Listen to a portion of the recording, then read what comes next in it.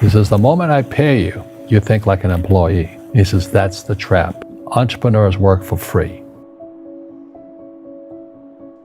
Do the rich people cringe and say, don't tell them that, Robert? Yes.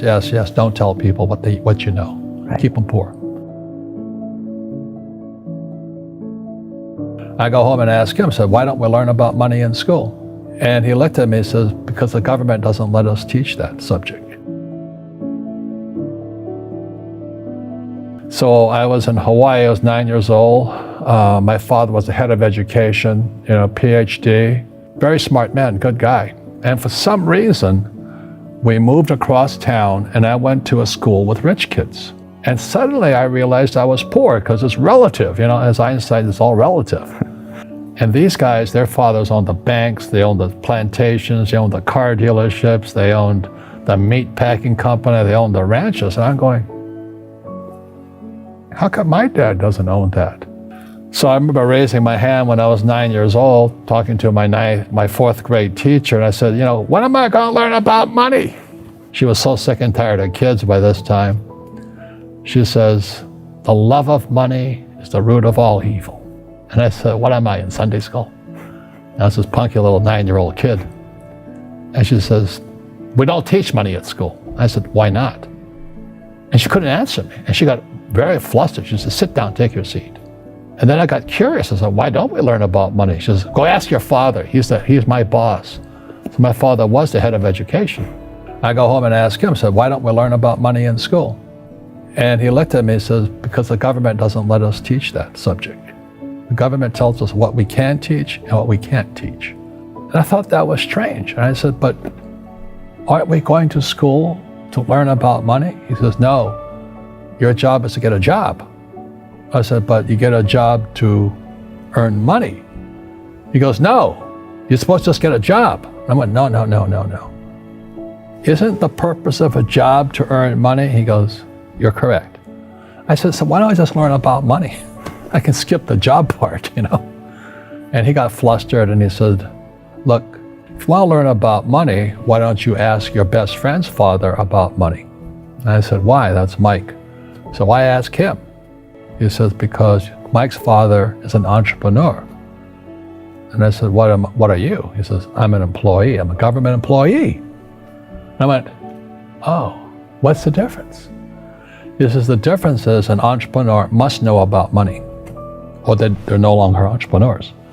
And he says an employee doesn't have to know anything about money because the government will take care of them, the company will take care of them. So I'm all confused. But I took my dad's advice and I trundled over to Mike's father's office and knocked on his door and I said, hey, I'm here, 9 years old. Teach me about money. He says, beat it, kid, But that's where the story of Rich Dad, Poor Dad started. And finally, through persistence, my rich dad started teaching me about money on one condition. And that condition was he would never pay me. He says, the moment I pay you, you think like an employee. He says, that's the trap. Entrepreneurs work for free. And now I'm 9 years old, my head's cracking in half. He says, you never want a paycheck. You understand that, kid? I said, okay, I got it.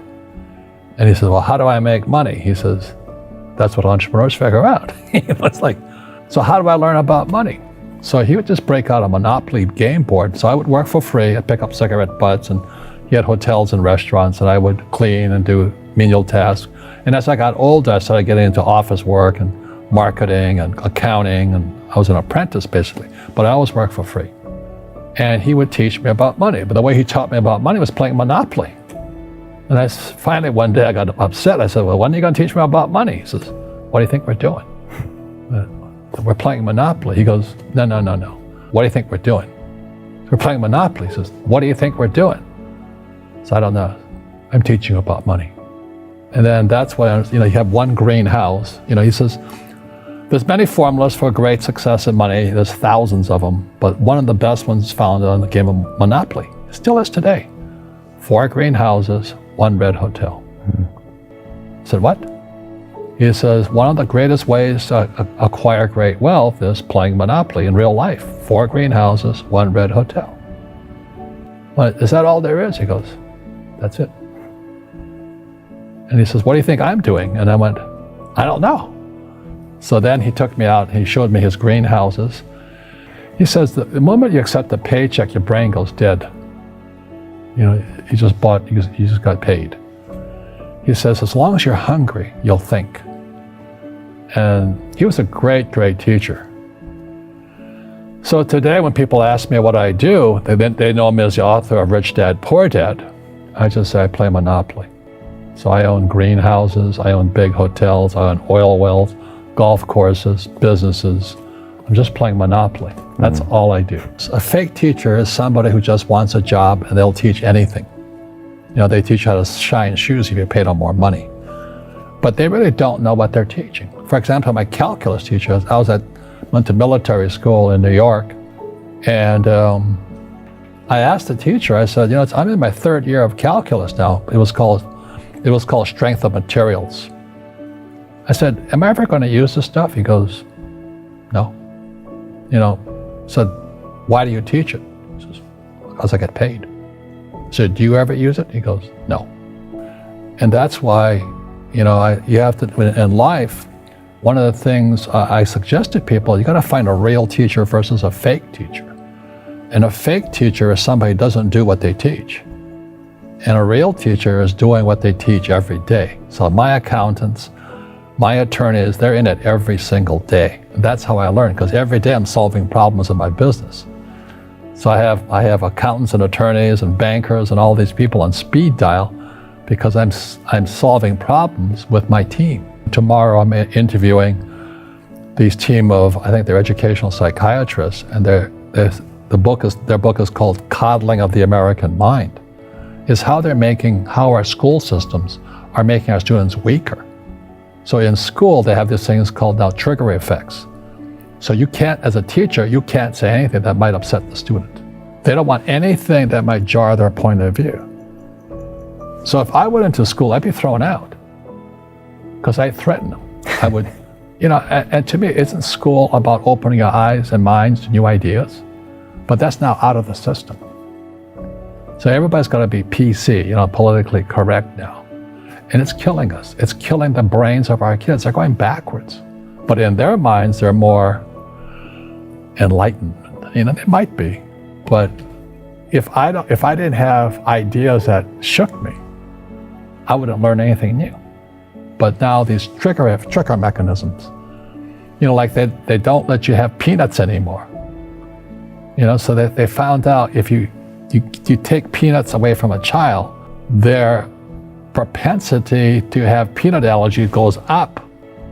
So you get out a child, you say you can't have peanuts.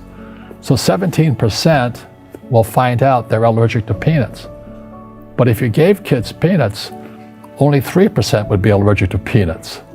And that's kind of the metaphor the book starts with. He says, we're actually making our students weaker in school. That's a very big difference. You see, people say, well, why don't you give the poor money? So the only problem with that is it just creates more poor people. Give a man a fish, he fishes for the day, or eats for the day. Yeah, you give a man a fish, you get a lot of people who want more fish, you know? But you teach them to fish. But you are the Robin Hood of knowledge, because I see you giving this knowledge out, and yeah. Do the rich people cringe and say, don't tell them that, Robin? Yes. Don't tell people what you know. Right. Keep them poor. But, you know, unfortunately, the poor, as was in the Bible, I'm not real religious, the poor will always be amongst us, because it starts up here. Right, it's that fear mentality. It's in their words, you know, and the words become flesh. Again, I'm not really religious. I flunked out of Sunday school also. But when they say I can't afford it or I can't do that, they go down. They become what they say. And I made so many people, I can't afford it. You think I made of money? Your mom used to say that. Your mom used to say that. My dad. Your dad. My PhD dad, he says, what do you think I am, made of money? I can't afford that. And my rich dad would say, that's why he's poor. Poor people say, I can't afford it, I can't do that, I don't have time. Because this is an escape. It's an escape. You know what I mean? It's easy to say, I can't afford it. Oh, I'm too tired. Oh, I can't go to the gym. You know, when you could go to the gym, but no, I can't. Truth is, I'm just too lazy to go to the gym. And you play it safe and you don't introduce new risks into your life. And so I have job security. Right. And your rich dad used to say what instead of I can't afford it? How can I afford it? How can I do that? You know, what would it take, or why should I do that? He says that a question opens the mind, a statement closes the mind. See, when you say I can't afford it, your mind shuts down and you become what you say.